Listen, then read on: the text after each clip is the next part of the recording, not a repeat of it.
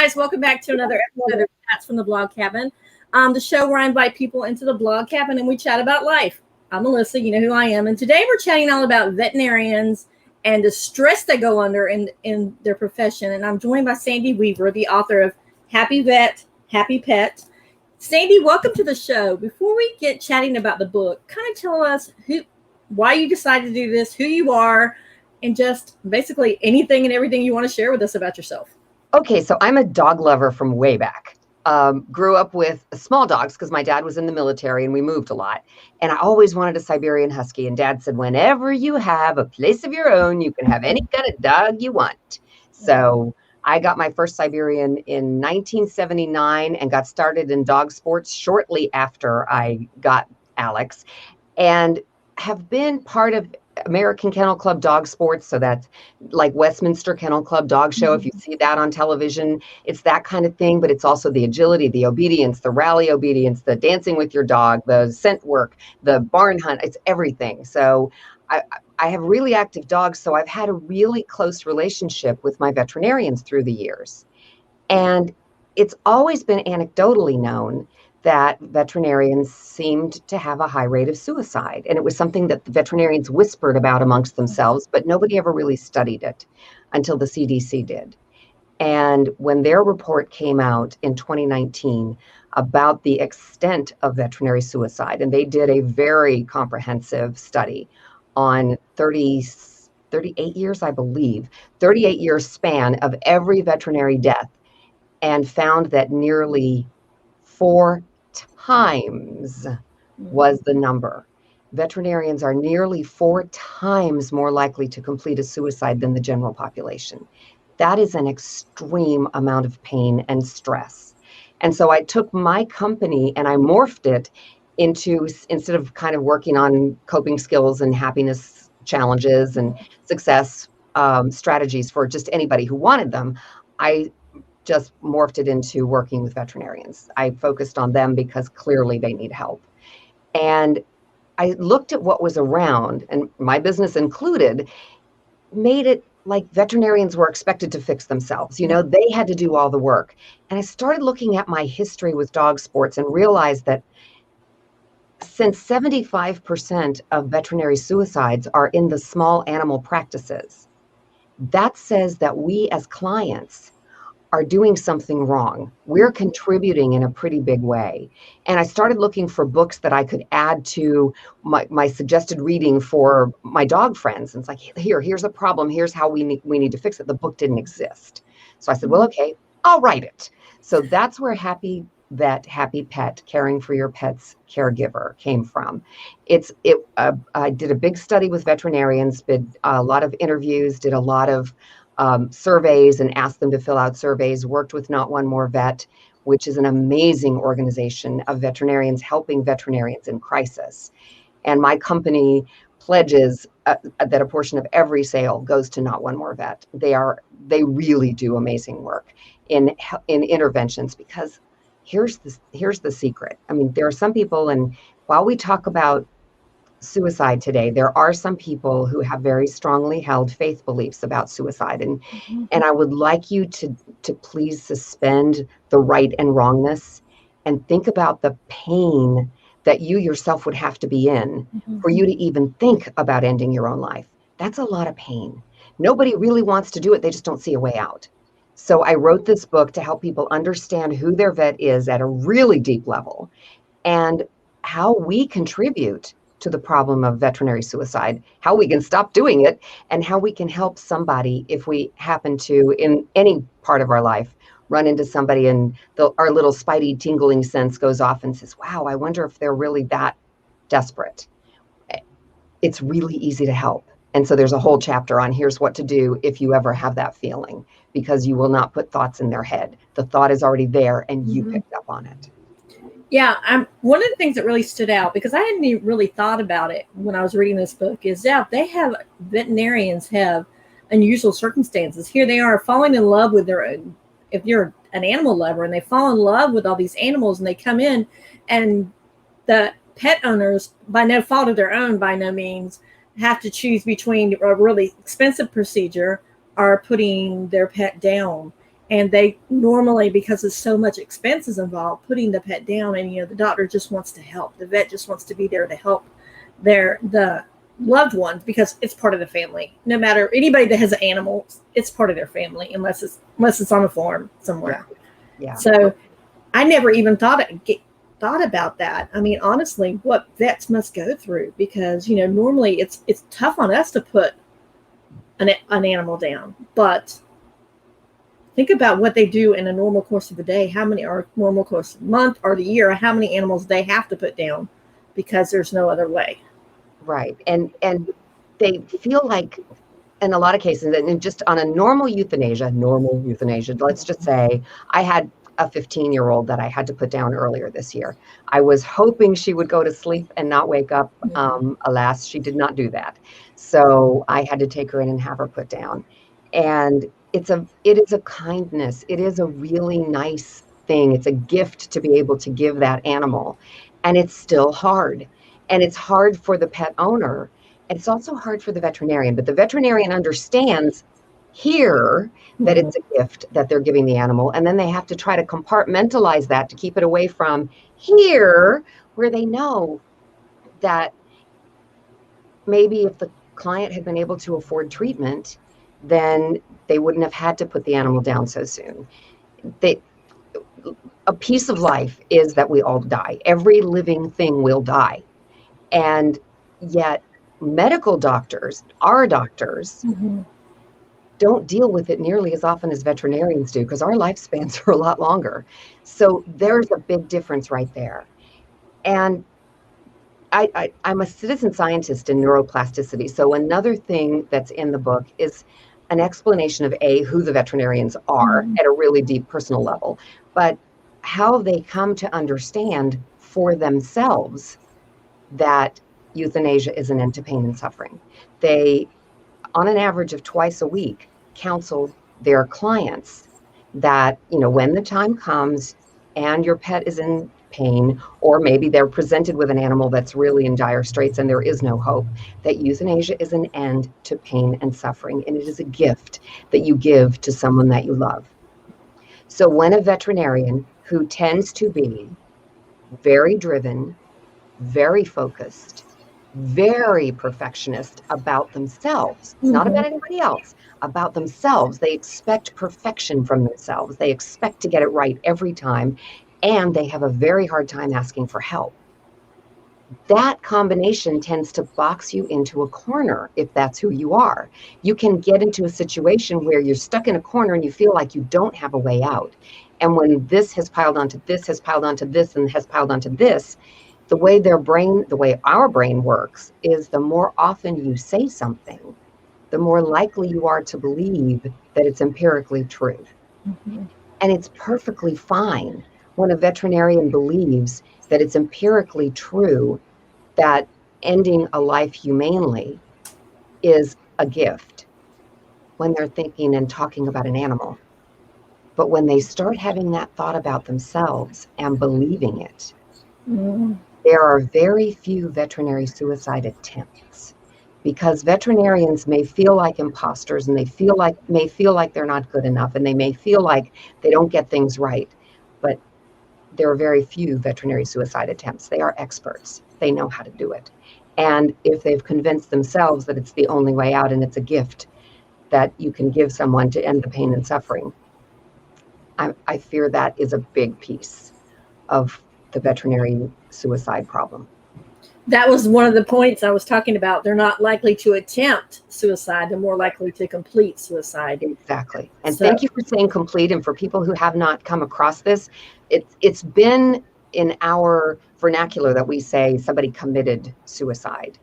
And that comes from the roots of the idea of ending your own life as a biblical crime, as a crime against God. And so you commit a crime. Well, we commit crimes. People, it's not a crime to have so much pain in your life that you think that the only way out is to kill yourself. So a kinder word is complete suicide. It's a more accurate word, because they're not committing a crime. They are completing what feels like the only thing they can do for themselves. And the cool news is there's a whole chapter in this book to tell us how easy it is to help somebody not take that step. It's not hard to do. So let's talk about compassion fatigue. What is compassion fatigue? You mentioned it in the book.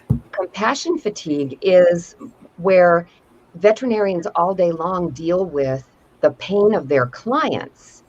And so specifically in a situation where the client does not have pet insurance, and may I just put in a word for pet insurance here. I don't care what kind you buy. Do your research, ask your veterinarian what kind most of their clients have the best luck with, and they can give you a couple of recommendations.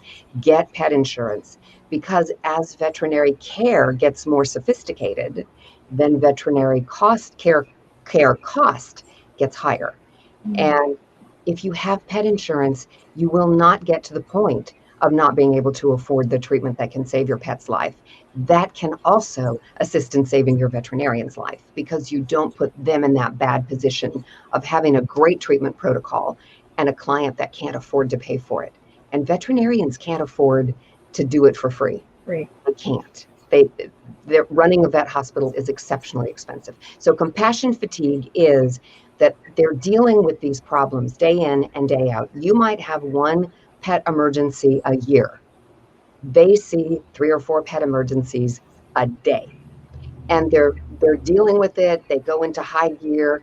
It's adrenaline. Sometimes they can save the pets. Sometimes they can't. They always want to. They always commiserate with their clients because they feel their clients' pain.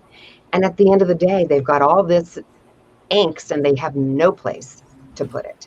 And that's not just veterinarians. It's also the veterinary technicians, the receptionists, the kennel help. It's everybody in the veterinary hospital. Everyone who's in a veterinary hospital has an elevated rate of suicide or an elevated chance of attempting suicide.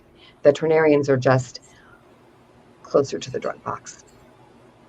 That's what I was thinking, the drug box, because they have that, like the ones they put in euthanasia for the animals, they have that drug that they can readily access if they're in that state of mind. Yep.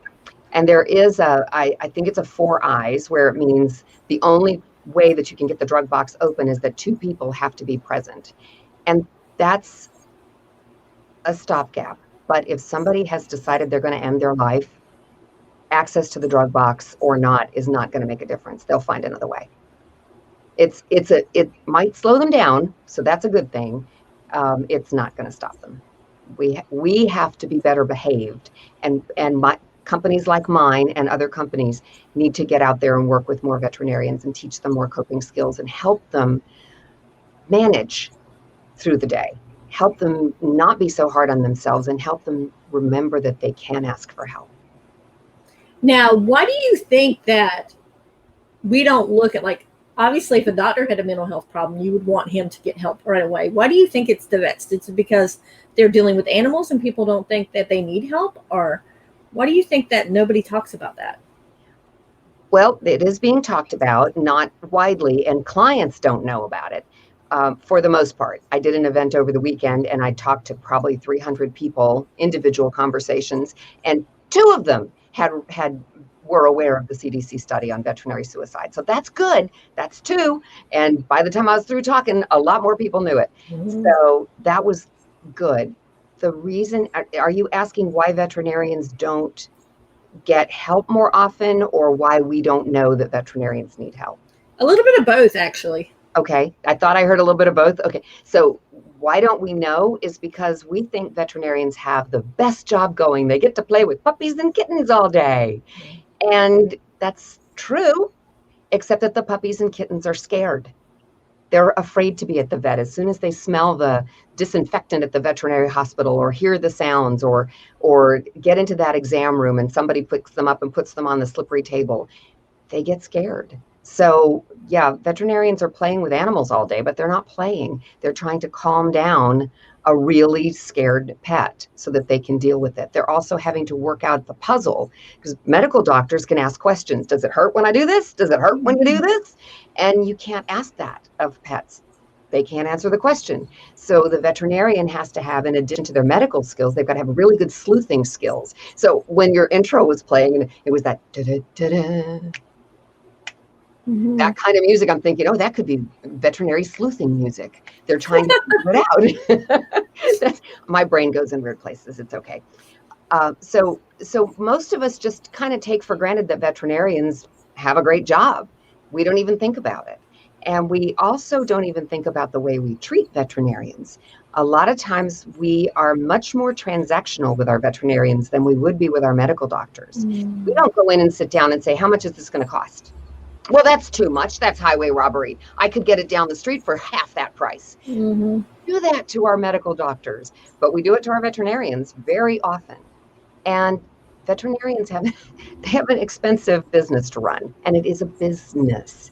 And they come out of vet school with, on average, between $150,000 and $500,000 in student loan debt. It's a lot of debt that has to be paid off. And there's not automation in a veterinary hospital. You can automate some things. You can automate running the blood work, but you can't automate the technician who comes in and draws the blood. There has to be a person, and people in a business are expensive. So it's very expensive to run a hospital. So that's, there's a little bit of that. And then why don't veterinarians ask for help? Why don't they get the help they need? Because they feel like they should be able to handle it. They feel like they should be able to handle it. I can handle this. I can handle this. I just have to put my mind to it. They've been driven since they were between 8 and 12 years old. That's when they decided they would become a veterinarian. It was not a profession they wanted to go into. It was a calling that they had. Mm-hmm. And they've known it since very young age. And they've structured their life to make it happen. And they graduated from school, and now they've got this job they've always dreamed of. And it looks a little different than they imagined. But they feel like, I can handle this. I handled everything else up to here. I can handle this. I can take care of it. I can do this. I don't need any help. And they have a hard time asking for help. So they may not understand quite the level of stress that they're under until they get to the point of boxing themselves in the corner. Mm-hmm. And then they really, unless somebody intervenes, they're going to succeed. Wow. Yeah. Now, when we come back, so we have to take a brief commercial break, I would love for you to read part of your book when we come back. Okay. Do you feel betrayed by life, your body, or by someone that you love?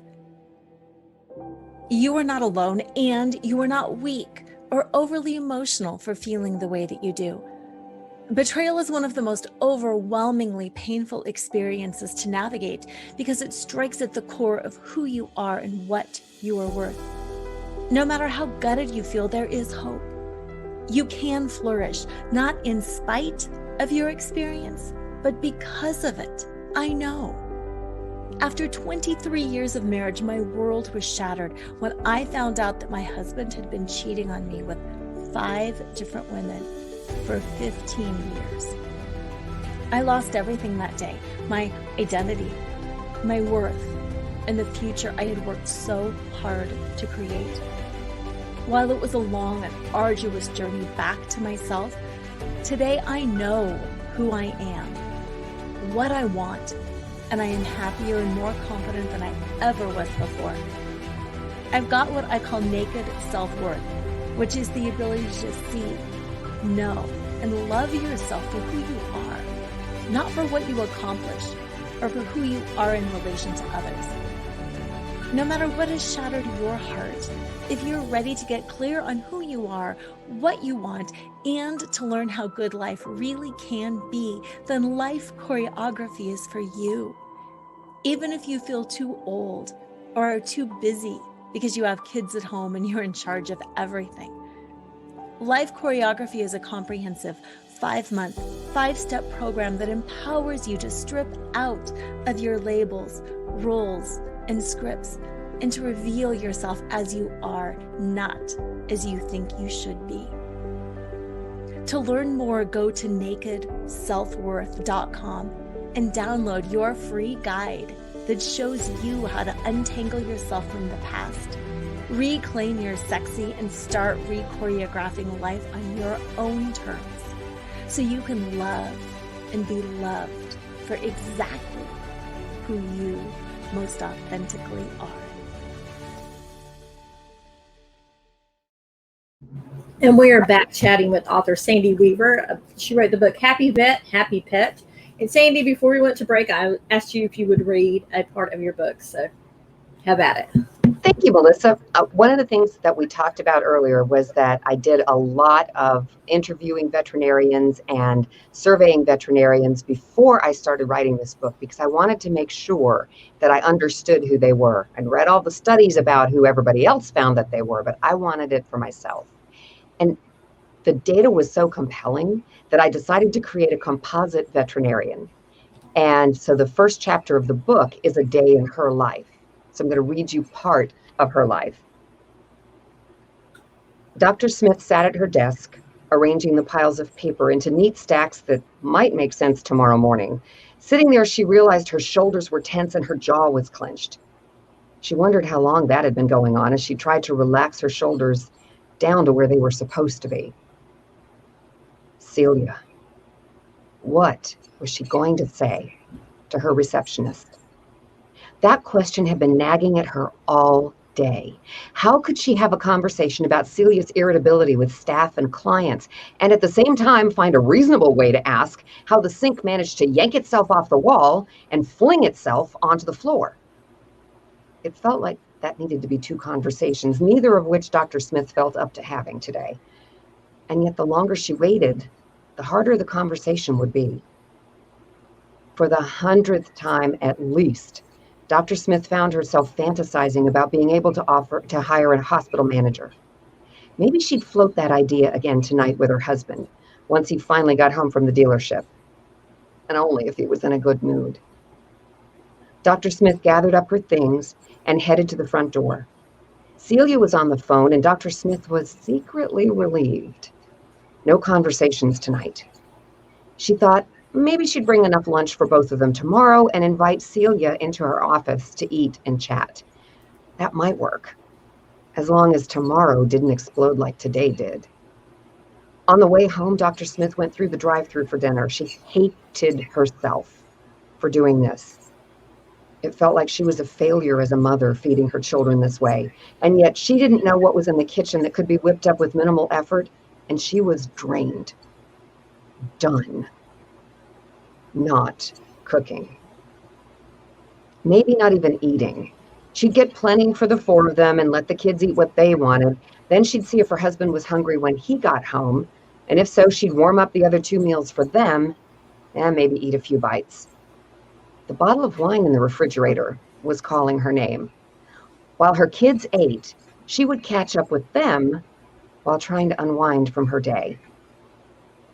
After her kids were fed, helped with their homework, and tucked into their bedrooms, if not their actual beds, Dr. Smith plopped down on the couch, wine glass in hand. Scrolling through her phone as she waited for her husband to come home, she saw an email from the owner of the anorexic cat, asking how much food to give him. It came through the hospital email account hours ago, not her personal one. And at this time of night, it was too late to usefully answer that question. She felt like she'd failed that client, at least a little bit, and made a mental note to call her in the morning before she started seeing clients. Her husband came in excited about making his monthly quota just 10 days into the month. Dr. Smith was happy that one of them had had a good day. She'd let him tell her all about the turnaround a difficult saleswoman had made while they ate fast food and drank the rest of the wine. And then together cleaned up the kitchen, readied the coffee pot for the next morning, and then both plopped on the couch. Somehow the hospital manager topic didn't get brought up. Dr. Smith thought about bringing it up, and she knew what her husband would say. Even though he'd had a great day, their budget was still tight and unlikely to improve very much until they could get the student loans paid off or until there were enough clients in the hospital to pay for an associate vet. Both of those eventualities felt eons away, especially after the day she'd had, and the day she was dreading already. Tomorrow she had to make herself have a difficult conversation with Celia over lunch, which she hadn't made yet, for her or for her kids. She thought about other veterinarians and wondered if they struggled with days like this. She wondered if they ever felt like a bad parent, or like they'd let a client down, or like they'd never be able to make enough money to dig themselves out of debt so they'd finally be able to add to their hospital staff so they could grow. She wondered how they coped with difficult clients and difficult staff members and difficult contractors. She wondered whether she'd sleep tonight or if it would be another night of waking up at 3 a.m., mind racing over everything she did wrong the day before and that she might do wrong that coming day. And she wondered how she could ever have been so wrong about what being a veterinarian really meant. Wow. I love how you created that composite vet. That was one of the questions that I remember how I told you right before. I had like a whole list before we came on. That was actually one of about the creation of Dr. Smith in your book, because it's basically everything that vets may deal with in a normal day, but you just threw it all in together. So yes. And the stories, now the sink being somehow pulled off the wall by the receptionist who was not owning it but was looking very guilty all day, that actually was a true story. But it only happened at one veterinary hospital. That didn't happen at multiple ones. Most of the rest of what's in that first chapter, things and thoughts that I heard over and over and over again in my interviews and surveys. So it just, making a composite veterinarian called Dr. Smith was pretty easy to do because all the material was right there. It's just let it pour out into one person. So I got to know, how did the sink get off the wall? The receptionist leaned on it. She was trying to last minute put on her makeup, which she didn't take time to do before she left. And she was a little on the chunky side, or a lot on the chunky side, and just put a little too much pressure on it. And it pulled right out of the wall, pulled part of the drywall out, broke the pipes. So the hot water and the cold water are spewing all over the place. And so the hospital was without, easy for me to say, was without water for a lot of the day, a big part of the day. And they lost a lot of revenue, plus had to pay a contractor who was a pain in the butt. And yeah, it was that whole story was true. I didn't actually fill out because in that day, the doctor did not find out. So I didn't exactly tell the story of how the sink came out of the wall, but that's what happened. Wow. So let's talk about people that think they're going into, people think that people that are vets, they are rich, but they're not, because they have to do the overhead on, if they own their own practice, overhead on the practice. That's got to be really expensive, especially if you own the building, you don't rent the building. So let's talk about that misconception. Okay, well, let's start with what a veterinarian makes when they're in their first year out of vet school. They have as much medical training as our doctors do. And our doctors, their first year out of med school, earn on average $181,000 a year. I'm sorry, $180,000 a year. On average, veterinarians earn $91,000 a year. So their student loan debt tends to be a little higher than medical doctors, and they earn half of what medical doctors do on average when they first come out of med school. So that financial pressure right there is incredibly high. Then you have to deal with if they go into practice for themselves, which has been the dream of many of them. So they go into practice for themselves, they have to either buy a building or lease a building. Either one is very expensive. When you get the building, it's not set up as a veterinary hospital unless it was before. So you've got to go in and outfit it. You need exam rooms. They all have to have water and sinks in them. So if you buy a house in an area where it's changing from residential to commercial, which is pretty common as an early veterinary setup, each one of the bedrooms can be an exam room, but they don't all have sinks in them. So you've got to retrofit and put sinks in them. You've got to upgrade the floor because the exam tables are heavy. So you've got to heavy up the floor's beams and make sure that they can handle the weight. You've got to do a little bit of soundproofing because you're going to have clients who are very upset, and you don't necessarily want the doctor and the client having a conversation that can be heard all over the hospital. And in most buildings, that's what happens. So a lot of retrofitting that's very expensive. Then, as I mentioned before, there's not a machine that can hold down your pet and take their blood. That is a human being. And when you start hiring humans, then you're paying not just their salary, but you're paying for their benefits, and you're paying for their the taxes that you have to, that your half of their Social Security, you're paying for all kinds of things. And they get hurt. You've got to stay compliant with OSHA rules and regulations. You've got to carry errors and omissions insurance, not only on you for malpractice, but you've got to carry a huge level of insurance in case your people get hurt. Because guess what? All those puppies and kittens come in very scared, and they bite and scratch and cause medical issues, and sometimes very bad medical issues. My veterinarian's associate vet got bitten in the face one day. And that's just, that can take a while and a lot of money to fix.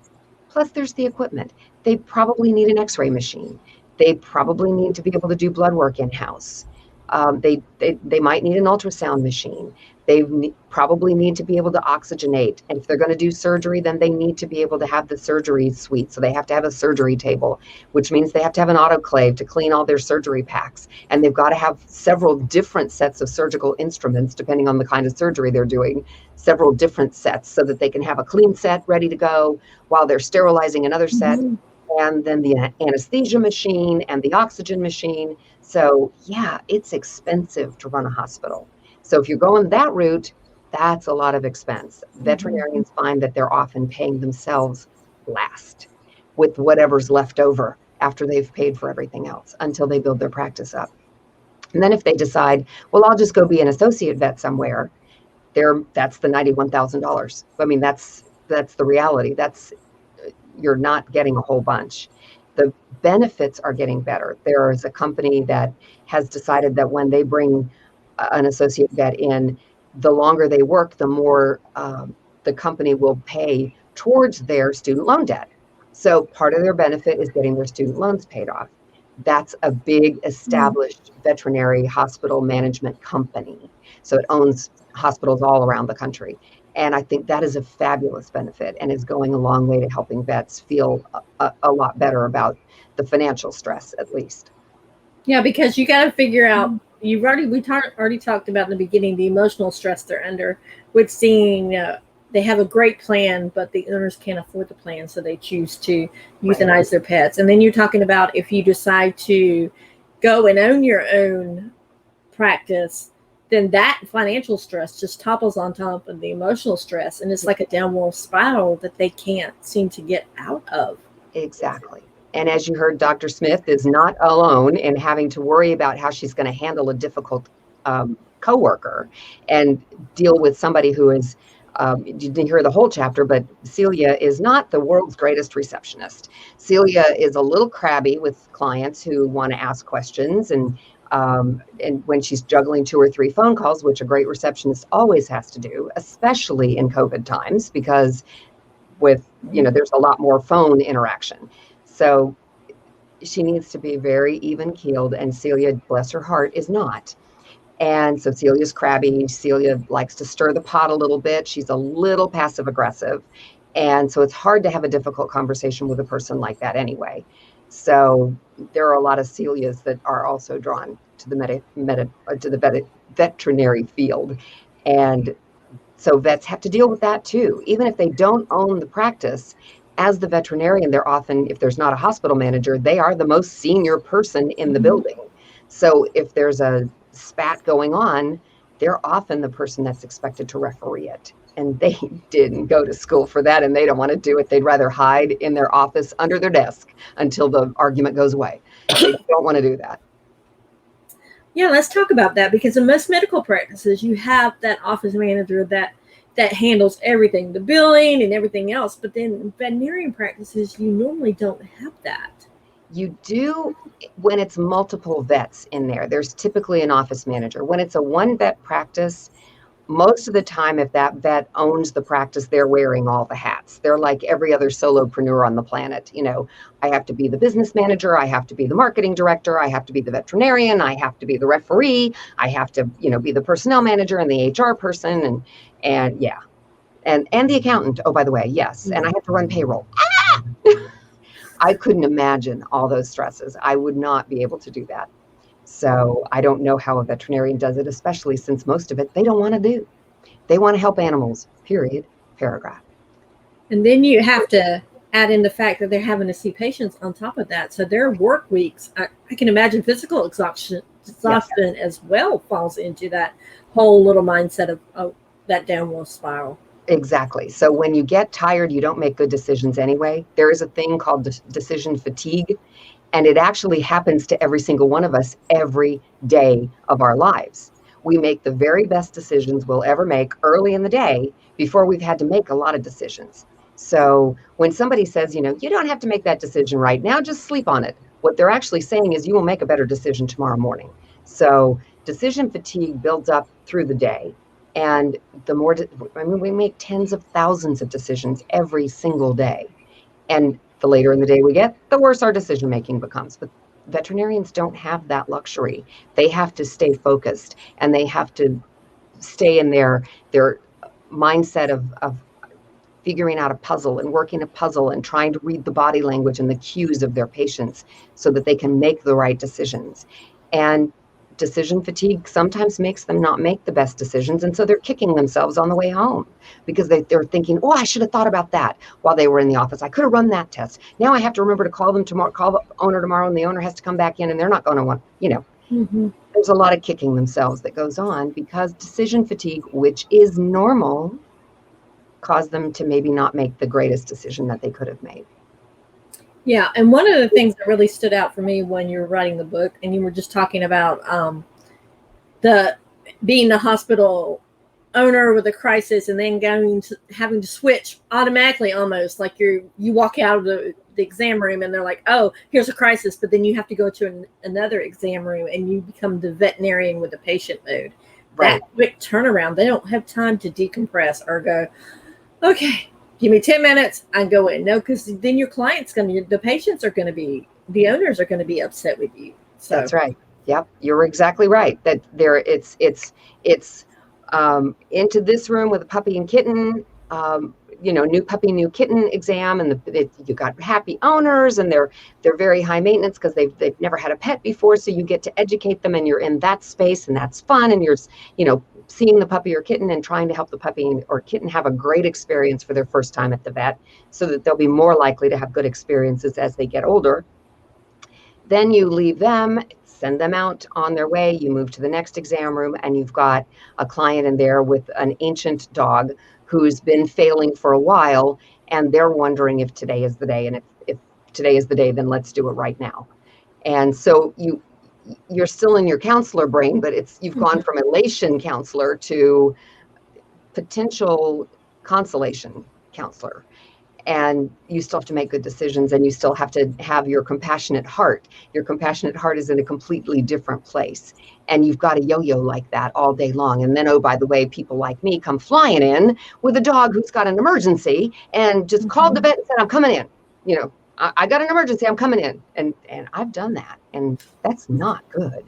And it happens all the time. And so vets never really know what their day is going to be, which in some ways is really good because they don't like, typically I'm painting with a broad brush, but most veterinarians like the idea of a new challenge and a new challenge and a new challenge. They don't want every day to be exactly the same as the day before. And yet it would be nice if the day could have a semblance of normalcy and not emergency. Okay. Nice, calm, cool, collected. It's a routine annual emergency. Okay. Having a surgery, the surgery's going well. They're tanking, That's a yo-yo that they are on the string for, and it's just not good for them. It's not good for their mental well-being. It wouldn't be good for anybody's mental well-being, but it's really not good for the veterinarians and who they are. So honestly, part of that should be taking time for self-care, correct? Yes, and that's the AVMA has been working with veterinarians, and they've got a huge portion of their website dedicated to mental well-being and helping veterinarians understand what self-care looks like and how important it is. And that is part of what I teach when I go in and work with veterinary teams. And it's also part of, my online courses. They're right there. It's like, here, take Happiness is Job 1. You'll get some tools, use them all the time. You're in good shape. And yet that's another one of those places where the veterinarian feels like I'm expected to do one more thing when I'm already overwhelmed. So if they're already in a space of overwhelmment, then it needs to fall on us to be better clients.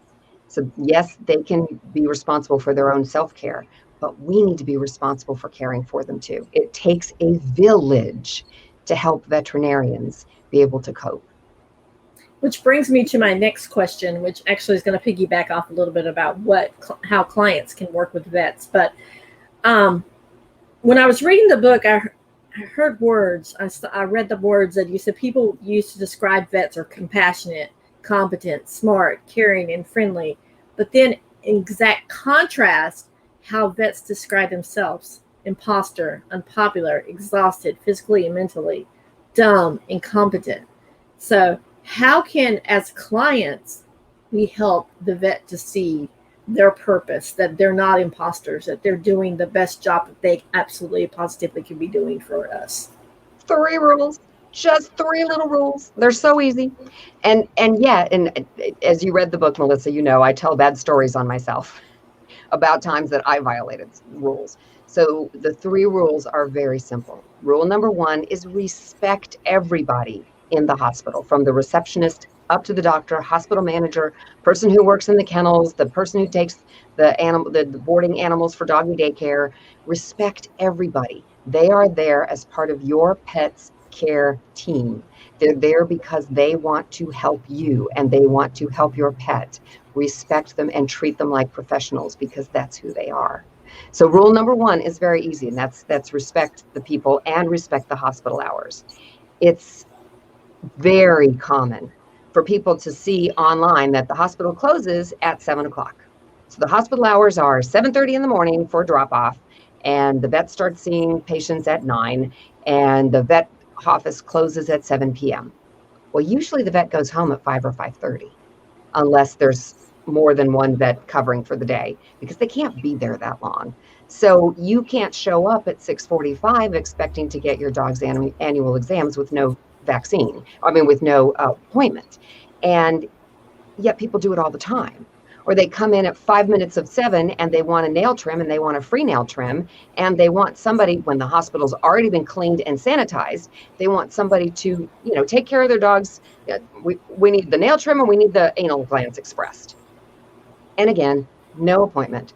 So respect the hospital hours. Understand that when they're closing at 7, that means when the door locks. They've probably already run their reports for the day. They have probably put their financials to bed for the day.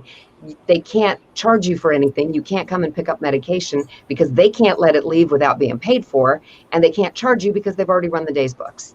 So yeah, respect the hours. But that also means that if you're connected to your veterinarian on social media, or you happen to have their cell phone number, which many of us do, because veterinarians care enough about their patients that they want to be able to help in an emergency. But that doesn't mean that at 2 o'clock in the morning, when you woke up because Fifi was throwing up and you wonder, is this something I need to be worried about? Don't call your vet at 2 o'clock in the morning. They're asleep. And they don't have Fifi's chart there. But people do it all the time. They call, they use a Facebook call, messenger call, because they're connected to their vet on social media. They intrude into their personal life without even thinking about it. I've done it. And without thinking about it, with just thinking, oh, well, Dr. Kessel will know. So let me just reach out to Dr. Kessel. Maybe I'll text her. No, that's why emergency vet hospitals were invented. If you think it's an emergency, go to the emergency vet. They will have their equipment. They'll be able to take vitals. They won't have to just guess by whatever you're saying on the phone about whether your dog or cat needs to be seen or not. Fifi can either be okay for the night or go to the emergency vet. Don't mess with your vet during the middle of the night or Saturday afternoon when they might be at their child's soccer game. Or they might be at a barbecue and have had a couple of cocktails, because they're allowed to do that. They're humans too. They're allowed to have a personal life. Don't bother them. Your pet's charts are not there, and your vet will not remember every detail. So if it's an emergency, if you have a question or a problem outside of regular hospital hours, then call an emergency hospital. That's what they're there for. Rule number 2 is follow the aftercare instructions to the letter. Human beings are really bad about taking our own medication the way it's supposed to be taken. And we were like, okay, I can swallow a pill or do whatever. And yet we still don't do it very well. Mm-hmm. We're worse with our pets. And so that means that A, the pet is not getting the medication that's been prescribed, and B, that means the pet is not getting better. So C, you, the client, are standing between your veterinarian and your pet. Your veterinarian wants to help your pet get better, and you are the impediment because you are not giving the medication. And so then you've got this pet that's not getting better, and you're either honest with the veterinarian and saying, I'm having a hard time pilling, and so I can't get the pills down, and I haven't probably given them. You know how rare it is for people to be honest. They say, oh yeah, I've given the pills. Yep. She's just getting worse. And so the vet now has a mystery to solve. They have to decide whether you told the truth and your pet really is not responding to the medication, in which case it's more tests. Or if you're not being truthful with them and the pet is not getting the medication, then they have to have a hard conversation with the person who is paying the bills, Mm-hmm. you, the client, about being non-compliant. That's a hard conversation. So just follow the aftercare instructions to the letter. And if you can't give the pills or if you don't understand, call during hospital hours and ask. They want to help you. A technician will get on the phone with you and help you have different ideas of how to rebandage or how to make the pet take their pills or how to disguise the pills so that the pet will actually take them, or crush them up and put them in food. Whatever the question is and whatever you're having trouble with, the entire hospital staff wants you to succeed. Mm-hmm. So ask them for help because they will give it to you. And then rule number 3, we are so good at bragging on our vets to our friends, about telling our friends what a great vet we have. They're so compassionate and they're so helpful and I just love them so much and they're so good with Fifi. And yet we don't tell our veterinarians. Mm-hmm. We just expect they know how awesome they are. But Melissa, you read off the list of veterinary self-talk tends to be really negative because these are driven, focused, perfectionist, hard on themselves, can't ask for help. So they think they're an imposter. They think they're going to be found out, that they're not good enough, that they're going to get something wrong, and their pets will die, and their clients will sue them, and their clients will sit and cry. They'll break their client's heart. It may not even be about a lawsuit, but sometimes it is, because that happens too. And so they're very hard on themselves. Show them how much you appreciate them. Hold that mirror up. And I don't mean a literal mirror. I mean, when they've made a diagnosis and prescribed some medication and you gave the medication and your pet got better, send them a thank you note. Tell them how much you appreciate what they did. My 15-year-old dog that I had to take in and have euthanized, thankfully, she did not make my regular vet do it. It was 3:00 in the morning. So we went to an emergency vet. And it was the first time that veterinarian and that team had seen this dog. She'd never been to that emergency vet before. And so afterwards, I got him a cake and I got him a plant and I wrote him a very nice thank you note. And I told them that I was very sad because I was not capable of saying it that night, but I was very sad that they had not known her in her good times because she was a really cool dog and they gave her a really good gift. You would not believe the note that I got back from that veterinarian. It was so sweet. And you could tell he did not get that kind of communication that often. Do that for your veterinarian. Take them a little present now and then, something to eat, something that they can look at. A piece of nature for their office is really nice. So that's why I took a plant in. But sometimes plants have to be in a place where not everybody can see them. So that's why I took a cake in, so everybody could have the cake. And just express your appreciation. If you're connected, if you're on Facebook or if you're on LinkedIn and you're connected to their business page, thank them out loud on Facebook. Thank them on LinkedIn. Tell everybody there what a great experience you had. And if somebody bashes your vet on their business page on Facebook, go in and defend them, because social media fires are very, very hard on veterinarians, very hard on them. Matter of fact, part of the chapter where it's in the veterinarian's own words is a letter that an open letter that a veterinarian's husband wrote in defense of her over some clients who were way out of line and very public about being way out of line. And his defense letter actually worked, which was really cool. But yeah, it's just show them, just tell them, show them your appreciation. So it's respect everybody in the hospital and respect the hospital hours, follow the aftercare instructions to the letter, and thank them. Tell them thank you. Tell them how awesome they are. Tell them what you think about them instead of letting them just listen to what they think about themselves. That is so true, because most of the time when we're talking about bragging on our vets, we're not bragging. Even when we're bragging on our children as well, we don't tell them because we think they're going to get a big head. Right. We don't verbally tell them stuff. We just kind of say, okay, I'm going to go brag on them, my friends, but they're not going to hear it. Well, I can see that total change the mindset if they hear from their patients themselves. It is necessary for them to hear from their patients. That if you've ever been into a vet office where the appreciation board is right there in the front of the hospital, that's not necessarily for clients to see. It's for the staffers. Every time they go through there, in and out the front door, they can see it. And when I work with veterinary teams, I tell them to put that appreciation board someplace where everybody can see it multiple times a day. Not necessarily just the people who are coming in for appointments, once we get to do that again. But the staffers need to see it. They need to know they're appreciated. They need to know they make a difference, not just in pets' lives, but in people's lives too. Yeah, that is so true, because I can just imagine they already create the bond with the pets when the pets come in to see them often. Like you were saying with your particular one that you had to put down, you were so saddened that they didn't know her in her good times, but your particular vet did know her. So just having that bond, not only with your pet, but with the families of the pet, in extension, they become part of the extended family as well.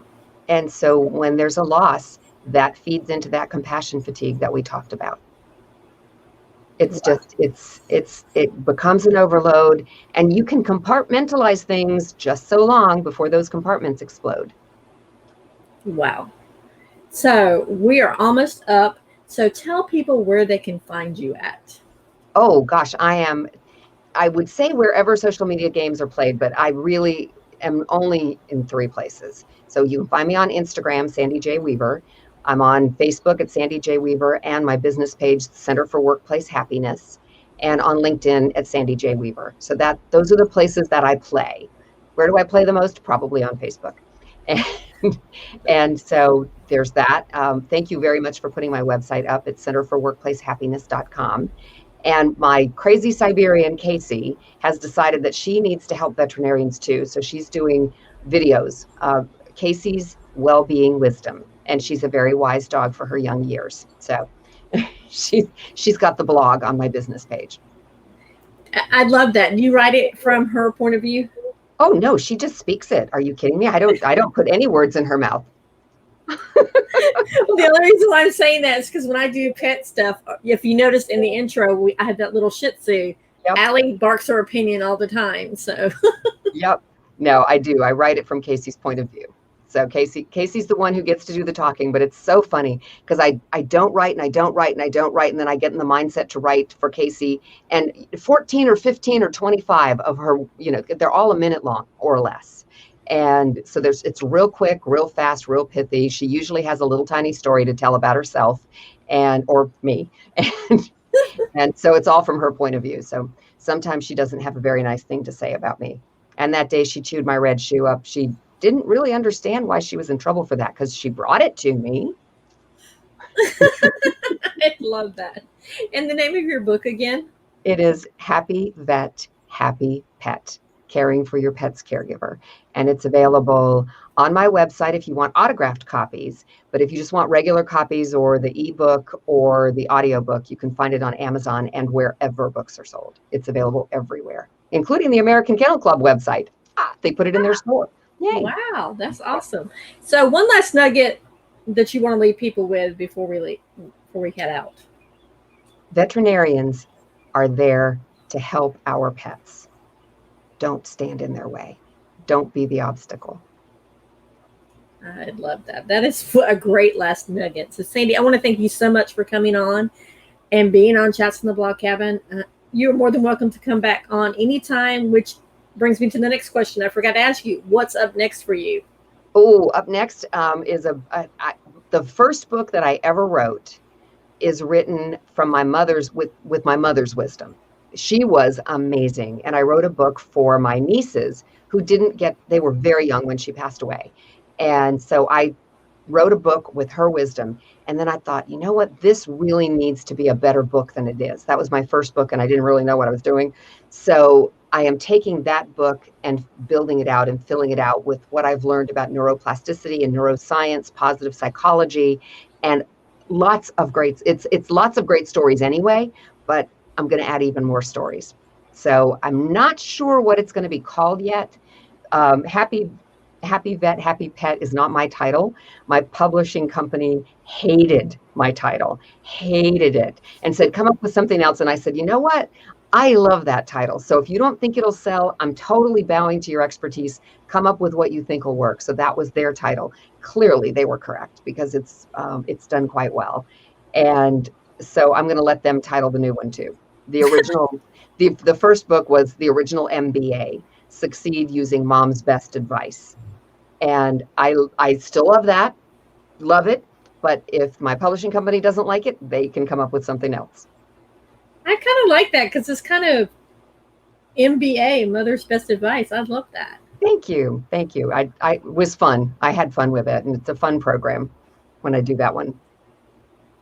So I want to thank you again. And when you publish that, let me know, and I would love to have you back on and talk about the MBA, Mother's Best Advice, because that's Thank you, awesome. Melissa. Thank you. I love your blog cabin, and I love that hat.